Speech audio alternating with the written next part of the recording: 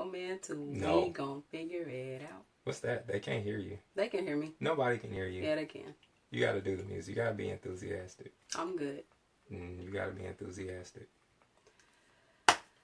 We're in here and we're going to talk. This is episode 6, and we are going to talk about the top 5 things people hide from their spouses and 5 things that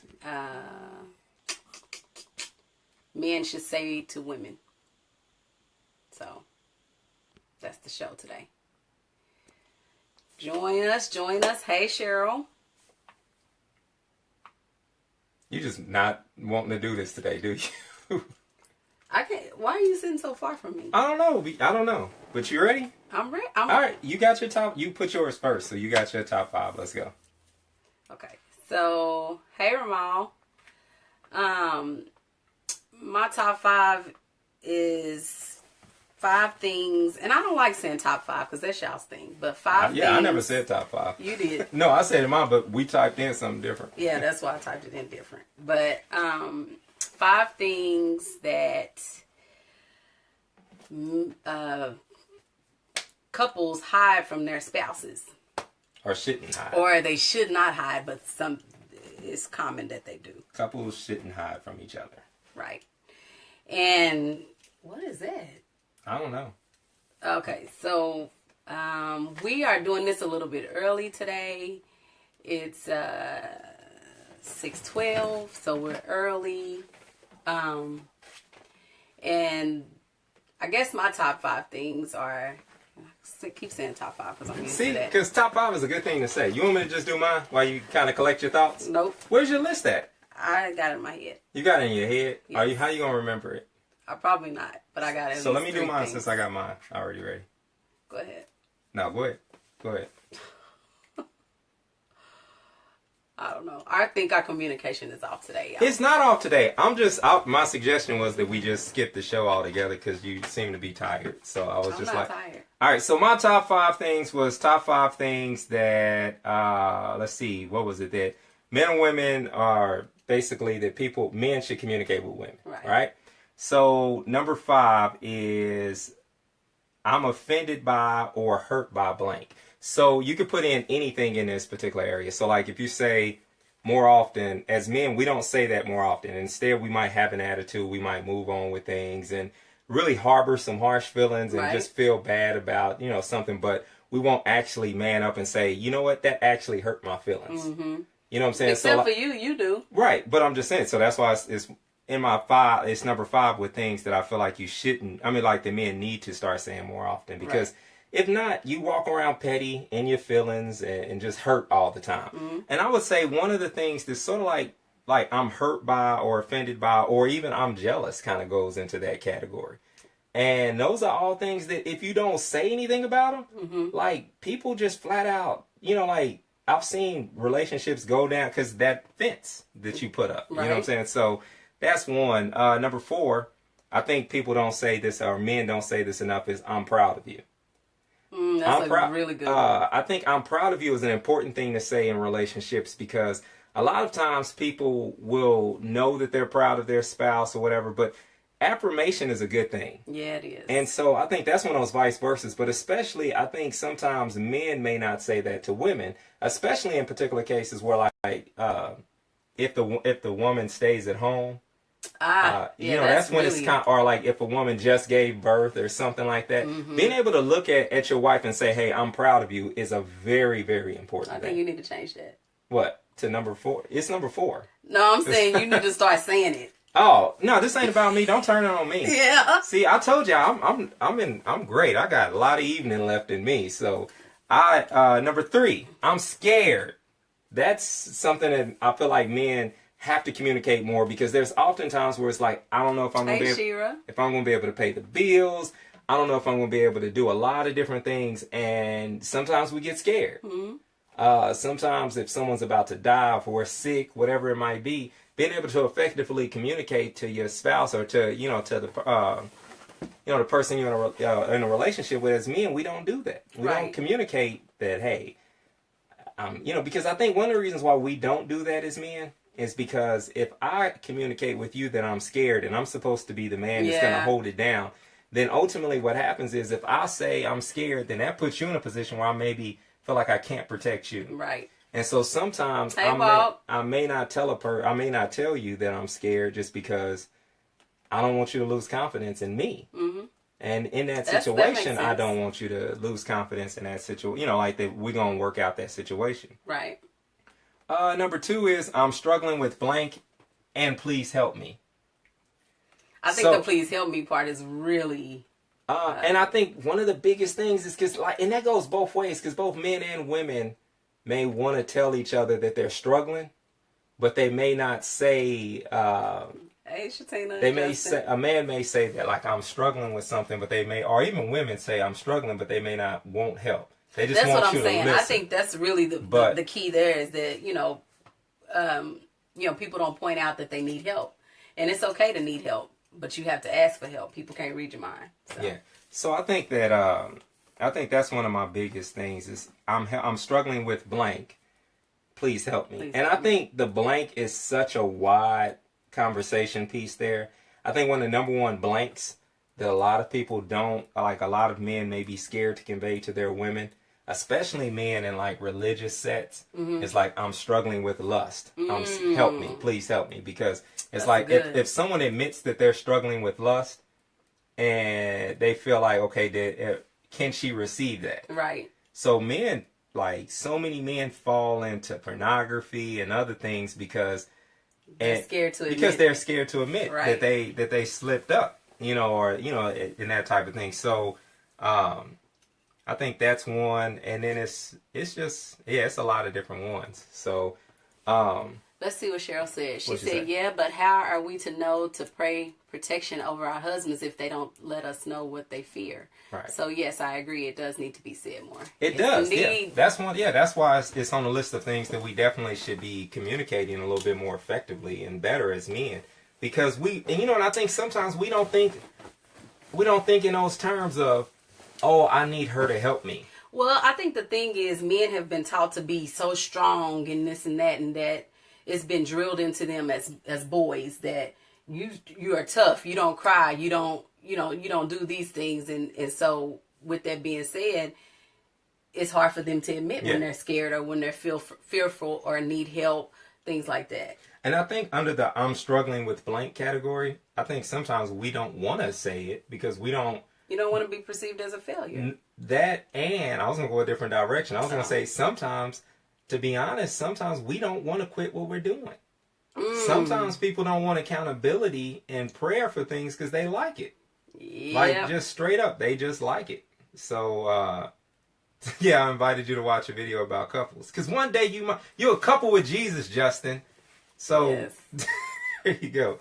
But, it's for future reference. Yeah, for future reference. You and Dot, things you can communicate with your dog.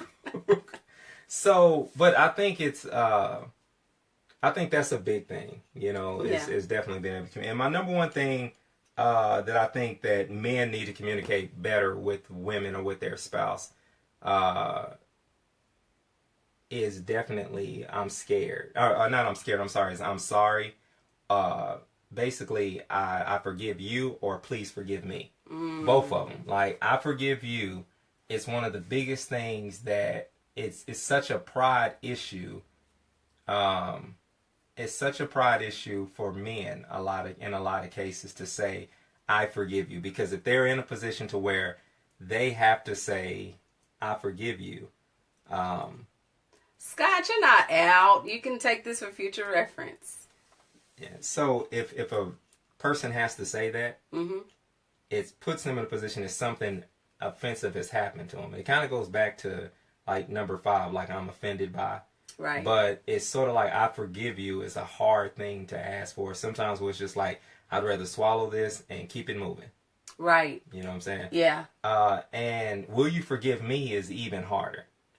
Oh, yeah. Will you forgive me? Yeah, that's harder than... Especially, because it's admitting, hey, I lost this argument.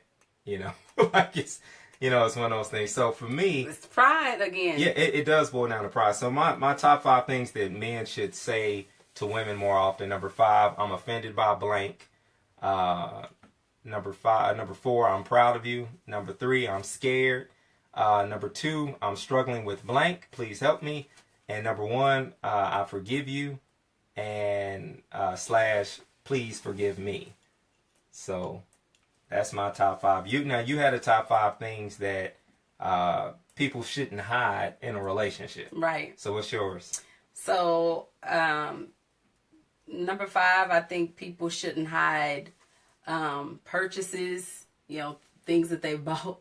Yeah. And that could be as simple as, shoes or toothpaste or whatever it is. Just, keep the other person in the loop.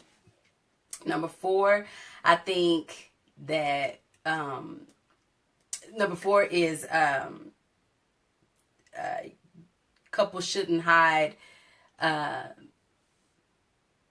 what was it? I think it's bank accounts, like a separate bank account. Yeah.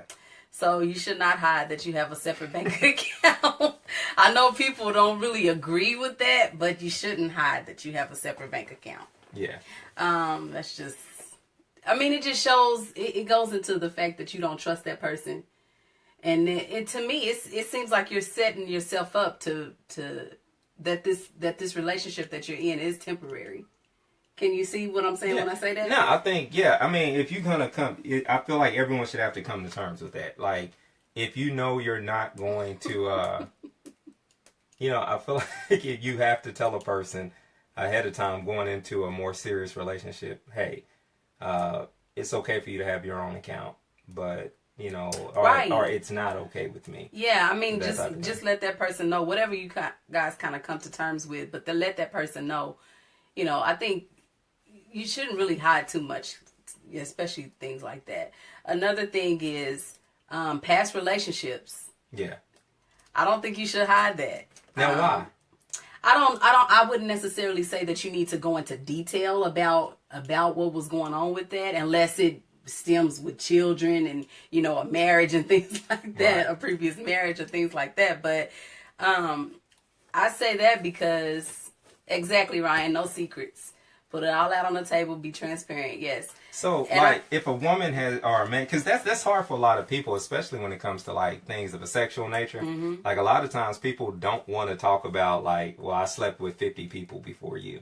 No one wants to, so they try to ease the facts in. Yeah. Now, you would say just hit, when is a good time to hit somebody with something like that? Well, if y'all are talking about that, because that is something that comes up all the time when you're first when you're meeting people and trying to start dating and all of those kind of things come up. I think it's not fair for you to not tell a person to lie. Yeah. It's a lie. You should be able to say, but see, that's such a hard thing. You like a person, but your past is so bad that if you told them on the first or second date, they wouldn't mess with you. Yeah, but that means that person is not truly for you if they can't handle your past. Right. And then that means that, God has something better for you. Yeah, that's true. That might mean that it's not the person that you're meant to be with. I think if you, that's real, like I said, and then there's you sound like you hiding something. There's boundaries that, that's hard. Well, you know me. No, I think that there's there should be boundaries when you're getting into a new relationship anyway. Mm-hmm. Like, on the second date, don't ask me how many people I slept with. You know what I'm saying? That comes why are you interviewing me on something that intimate? This is when you decide that you're going to be an item. Yeah. You know what I mean? Like, this is when you decide that, hey, I want more from you than just friendship. So, last week on the barbershop, one of our hood topic was, can you sleep with your friend's ex? And the conversation kind of went the direction of, if you are dating and you dated someone else's friend, like if you start dating and you knew you once went out on a date with Rod, right?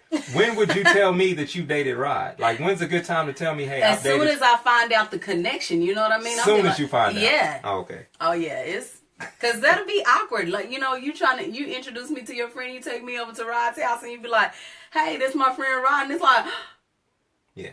No way. That's awkward. If anybody watching, Rod is been married since before we were born. Yeah, we just picked on Rod, but no. So, what's your number? You got two more or one more? So, two more. Another one is, and it kind of goes into the ones that you said, not be afraid to say how you feel, basically, or don't hide how you feel. True emotions. Yeah, true emotions. So that could be anything from, I'm upset with you, 27 years, all right, Rod. I'm upset with you. You know, I think it's just not okay to bottle things in. Yeah. You know, bottle things up. And then... Because that causes you to be passive aggressive, too. Yes. Because, like, what's wrong with you? Nothing. Mm-hmm. Like, okay, but something's clearly wrong. Nothing. It's like, yeah, but something's wrong. So, why do people do that? Because I ain't going to say just women do that. Why do you think people, like, if someone, like, one, I don't know what possesses me as a man to continue to ask what's wrong when I clearly know something's wrong.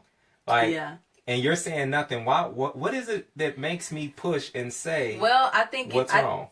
I don't know why you do that. I should just stop. You should, because I think what it is that person doesn't want to tell you right at that time, probably to prevent an argument from happening. They need to let things settle because right now they're upset. Because they know they will argue, not that you will, but they just know within them they're gonna. Not that I'm saying that it will cause an argument. Right. Yeah. No, so you're thinking like on both ends. Like if I say this, he gonna snap back. Yes. Oh, okay. Absolutely. Or the same, or what you just said. But I'm just saying it's gonna cause an argument. It's gonna cause some type of conflict. Yeah. And so, if that person is saying nothing, I really don't think they should be dishonest and say nothing. Nothing's wrong. Just say that is a right lie. now I don't want to talk about it. Nothing's wrong. You know what I mean? Just say I don't want to talk about it right now. Can you give me? Let's reconvene in an hour or two or however long it takes for them to settle down. Yeah, you're gonna have to come up with code words or something like that's understood as respected. Like pastries. All right, I'll leave the room. Anybody say pastries, that means you gotta leave the room for 5 minutes. What's that one that Kevin Hart said? I don't know. Pineapple. Pineapples, yeah. So. What's your last one? And so the last one is, a spouse should not hide like their salary. I know it goes into money, but some people. Who does that? Let me tell you, there are people at my job. How do you do that? Because the wife is. Is that possible? Yes. Let me tell you, there's several men in my job that do that. That's not possible. And they would hide bonuses, everything, because what they would do is, for one, it started out with a separate account. Yeah, I guess it's possible then. And then they, what they would do is, if they got an increase or anything like that, all they know is because the wife is a stay-at-home mom. Or whatever the case may be. And so all she knows is, okay, these bills are getting paid and this and that. And he just doesn't even tell her. That just don't even seem like it's possible. It is. Like, how do you not know what your spouse makes? Like, I would at least look up the average. You know what I'm saying? Like, but maybe that's just me. You just nosy. But, some women just like, as long, or some people are just like, as long as things are being taken care of, I ask no questions. All right. So that's our top fives of things that you shouldn't, you definitely, men should say more often, and things that women should definitely should not, or not women. Yours was specific to couples. Yeah, shouldn't hide. So we got, before we get into Thunder Talk here in a little bit, we got to talk about, we went to go see The Shack last night. Yes. Which was a movie, Maggie. Interestingly enough, that you read the book to me. Great book. You liked it so much you start reading it out loud, and then I just stopped doing what I was doing and paid attention, and then I found myself the shade. Yeah, start reading it because you start reading it on purpose. Because you're like, I want you to pay attention to this. That's how it happened. Let me tell you why. Because it was given to us as a gift, and I knew that you weren't gonna read it on your own. No. So I figured I'd put you in there and read it to you. What I have found by talking to so that you could take advantage of the gift that was given. You see, the hand clapping is unnecessary. Okay. So what I found is I'm not the only pastor that doesn't complete books. Like, as I've talked to a handful of other ones, they were like, yeah, I get to about page 70 and then I'm out. And so I found myself. We won't. Walk said don't spoil a movie. Did you read the book? Have you read the book, Walk? Because the book, follows the movie follows the book. But yeah, it does. it's a good movie. I would suggest not just couples, but anybody go see it. Yeah, it's really good. It's a really good book. It changes your perspective on some things. I know I walked away feeling like I need to enjoy life a little bit more. It was a reminder that I should just enjoy the beautiful things of life a little bit more. So I would suggest. It was pretty spot on. Yeah, it doesn't differ at all from the book. Yeah. So, so that's your takeaway. That's your review for the movie. That's it. Well, we can't spoil it for people who haven't seen it. Well, so. I wasn't saying we was gonna give. What else did you want to say? No, nothing at all. Nothing. What? Oh man! All right, so Thunder. Yes, it's great. One of my faves too. The movie is called The Shack, Ryan. Yeah, it's definitely a date night movie. It's definitely one of those movies. You need to read the book, Mike. Even if it's not a date night movie, like it's still a movie you can go see on your own. It challenges your thoughts. Yeah, it does. It helps you with forgiveness. Nope. I would You're say good, Walt. I would probably say it helps you with forgiveness. That's one of the. It does help you with forgiveness. If you struggle with forgiving anyone, period.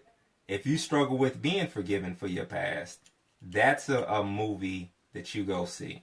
If you're, especially if you've got struggles within your relationship or just something going on within you, before you can move forward in a relationship, you still need to forgive someone from a past relationship. Yeah. Then that's something that's going to help usher you into letting go. Mm-hmm. So I think it's a good tool for individuals who are looking to move forward in life. So I that's my review on it from that angle. Yeah. Without giving details. And my review is it just teaches you to look at things differently, a different perspective on things. So yeah. All right, so here's the part where most people don't like, but we gotta always talk about. We gonna talk about the Thunder, whether you like it or not. So now that you got your energy going, can you give us another? We gonna figure it out because the one you gave earlier was really, really Durant. What? Okay. Nope. All right, so the Thunder have lost just because I'm stubborn. Right, because you're stubborn, and that's no good. Oh, no. I was offended by blank. Like these are the things you should communicate. You didn't like it, Cheryl? Oh. We have to talk about that on Sunday. I'm interested in your thoughts behind that. So what's going on with the Thunder? Is this 4 in a row they've lost now? 3. 3 in a row. 3 in a row. Yeah, it's 3-game losing streak. They started out good. I thought everything was going to be good after they beat the Jazz. And I was like, my team is okay. Yeah. And then they have lost to the worst teams in the West. The West. The bottom, some of the bottom 3 teams. Yes. And so I think with the Dallas game, we didn't get a chance to watch that because we were at the movie. Glad I didn't watch it. But from all the highlights, it seems pretty ugly. Dallas wasn't a good matchup. It seemed like, from what I hear and when I looked at the stat line, Norris Cole is just like the reincarnation of Randy Foye. So that's what I'm hearing, that he was out there bricking. But since I didn't see it, I can't really ride him on it. But that was one game because he played decent. Yeah, and then he played decent the other 2 games. Oh, okay. I didn't see him in the game. The game not the first one because he wasn't in that one, but the second game he did okay. Okay. So, what's your takeaway? Like, what do you think is going to have to happen? What are the adjustments they have to make in order to move to the next level? To come out of this slump? The only thing I can say is that they need to practice shooting because I think our defense is okay. It's offensively, we are just missing things that are at the rim, easy layups and dunks. And I think we've got a team that is now set up for a system, and we've been playing outside of a system for so long that, it's just been offensively. Right. I think we have a decent defensive scheme going, and you can see where they hit assignments, and a lot of times teams take advantage of just being more talented than us. And when they take advantage of mismatches. But from an offensive standpoint, it just seems like we're not running a decent offense, and that could be Oladipo missing as a result. So that's what I'm thinking. It's more than likely Oladipo comes back, and then Abrinas had an injury out of the Dallas game, so maybe he got hit in the eye. So if you get a completely healthy roster and it's set the way it's going to be, I think maybe you get more secondary unit offense, from the backcourt, because our secondary is good now. And Cantor's scoring his, so if we get a good secondary, unit coming in and can run some things, and get used to each other, I think we'll be fine there. Yeah. So it's gonna be some adjustments if Victor Oladipo can come back and play with the same vigor that he has. But I not blame it, but I think a lot of this stretch is because of Oladipo being out. You think so? So I just don't know. How do you feel? Go ahead. So I got a question that's kind of unthunder related. How do you feel about Kevin? And I asked you this already. Now that Kevin Durant's injured, right? Yeah.